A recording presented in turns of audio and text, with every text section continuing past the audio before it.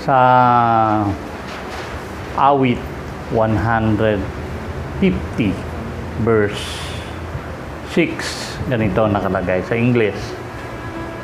Let everything that has breath praise the Lord. Sa Tagalog, lahat ng may hininga ay magpuri sa Diyos.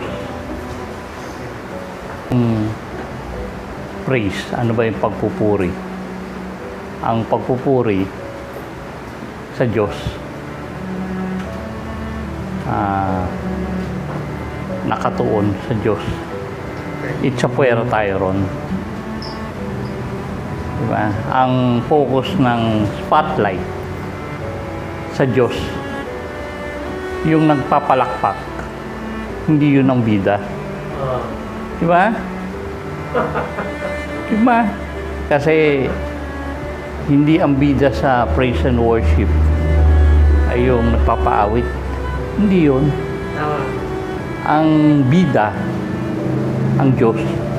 Siya yung pinapupurihan. Tayo, taga-palakpak lang tayo, taga-cheer lang tayo. Nakakita na ba kayo ng nagbabasketball? Ang bida yung cheerleader. Yung mga yay! Yung mga sumisigaw. Hindi, di ba? Ang bida yung pinapupurihan. Same din sa pagpupuri sa Diyos. Ang pagpupuri, ang bida, Diyos, hindi tao. Hindi yung nagpupuri. Out of the picture tayo. Hindi tayo nakikita. Diba? Ang verse na yun nakalagay, let everything that has breath, may hininga, magpuri sa Diyos. Ano ba yung hininga? Nang gawin ng Diyos ang tao, hiningahan, nagkaroon ng buhay. Ang ibig sabihin ng hininga, buhay. Buhay spiritual at buhay pisikal. Lahat ng nilikha na may buhay, magpuri sa Diyos. Yun ang pinaka-purpose eh. Magpuri sa Diyos. Kaya tayo binigyan ng buhay ng Diyos para papurihan ng Diyos. Hindi sarili natin. Hindi para magpayaman o ano pa man. O maging bida tayo. Diba? Dahil may buhay. Kailan ba tayo nagkaroon ng buhay? Nung pagpanganak sa atin, nagkaroon tayo ng hininga. Hanggang lumaki tayo, hanggang sa huling hininga ng ating buhay, magpuri tayo. Walang patid yun dapat. Lahat ng may hininga, sabi doon sa binasa natin, magpuri sa Diyos. Habang may hininga ka, magpuri ka sa Diyos. Hindi sinabi habang may blessing, magpuri ka sa Diyos. O habang maganda pakiramdam mo, magpuri ka sa Diyos. Kundi sinabi ron, pag may hininga ka, dapat nagpupuri ka sa Diyos.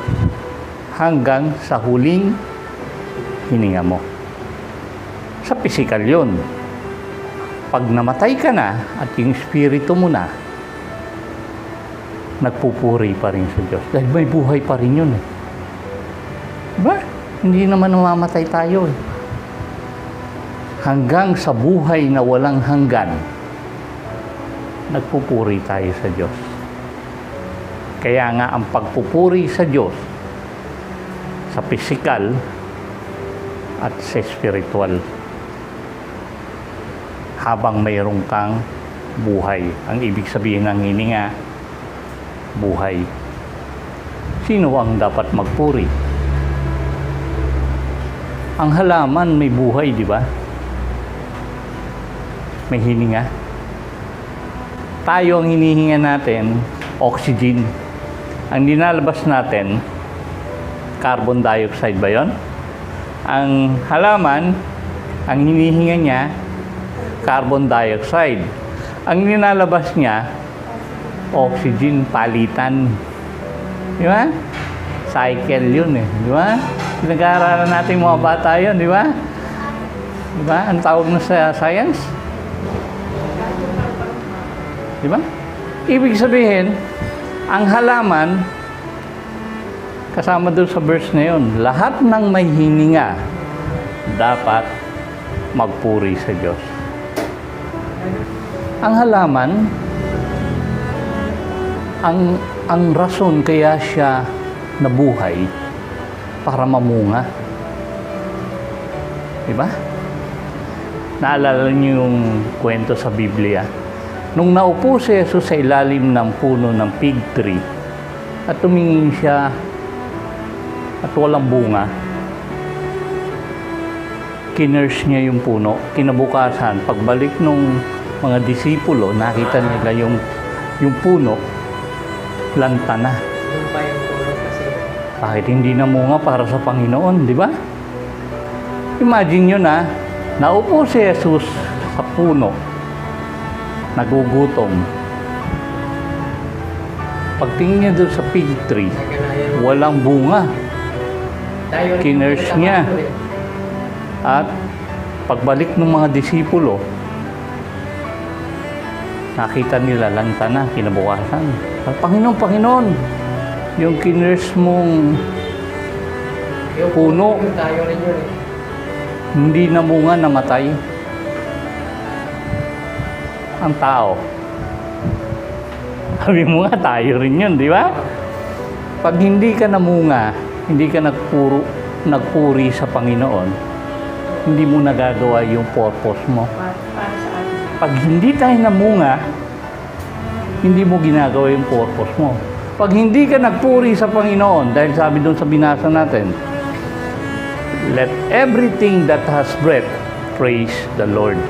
Purihin mo ang Diyos. Pag hindi ka nagpuri sa Diyos, hindi mo nagagawa yung purpose mo. Sa paghuhukom, ano sasabihin sa'yo ng Panginoon? Di ba? Kasi, ang halaman niya walang utak. Walang utak ang halaman. Pero nagagawa niya yung instinct niya mamunga. Ang bayabas, namumunga ng bayabas, na matamis na bayabas. Ang mangga, namumunga na masarap na mangga. Ang mansanas, namumunga ng masarap na mansanas. Ang buko, naalala ko kanina, uminom ako ng buko namumunga ng masarap na buko. Ang tao, ayaw magpuri sa Diyos. Mas busy sa ibang bagay. Hindi niya nagagawa yung purpose niya. Diba, no? Kasi, ang purpose ng tao, nabanggit sa ating binasa, let everything that has breath, may buhay, praise the Lord. Purihin ang Diyos. Diba? Anong nangyayari pag pinuri natin ang Diyos? Pagka naramdaman na niyo yun, na pag pinupuri niyo yung Diyos, nag-worship kayo, iniimbitahan niyo ang Diyos sa buhay niyo. Diba? Kasi ang Diyos, pupunta lang yan sa atin. O, ang Diyos, makikipag-fellowship lang siya sa atin pag pinupuri natin siya. Pag wino-worship natin siya. Hindi naman siya makikipag-fellowship sa iyo kung sa inuman kayo Yun ang rason Ano yung ulitin ko? Ano yung nangyayari pagka pinupuri natin ang Diyos? Nararamdaman natin naiimbitahan natin ang Panginoon sa buhay natin. Nagkakaroon tayo ng kaliwanagan. Nadadama natin yung presensya ng Diyos. Diba? Yun ang rason nun. Kaya gustong-gusto ng Diyos, purihin natin siya. Kasi, nararamdaman natin siya. Hindi natin siya mararamdaman kung hindi natin wino-worship ang Panginoon. Diba? Kaya diba, pag pumunta ka sa simbahan o dito sa anong nararamdaman ang Diyos? Pagka yung bang pinasasalamatan mo siya, diba? Wino-worship mo siya, maraming salamat Panginoon, diba? Mga ganun. It is a revelation of God. Nang nilikha ng Diyos ang langit at lupa, ang rason niya para ang lahat ng nilikha niya purihin siya. Diba? Ng mga anghel, purihin siya. Ng mga tao, purihin siya. Ng mga hayop, purihin siya. Siya ang bida hindi tayo. Ang tao, purihin siya. Hanggang sa huling, hindi lang hininga, sa end of the world, sa judgment day, di ba? Lahat ng, di ba nabanggit mo kanina yun lahat ng tuhod ay luluhod at magsasabi at pupurihin siya. It is a revelation ng God na lahat-lahat na to, pasimula hanggang sa wakas, pupurihin natin siya. Ng lahat ng tao sa noong unang panahon hanggang sa susunod na mga buhay, lahat yan magpupuri sa Diyos. Dahil bakit? Lahat sila may hininga Lahat tayo may hininga. Pupurihin natin siya. Yun yung purpose natin Yun lang po.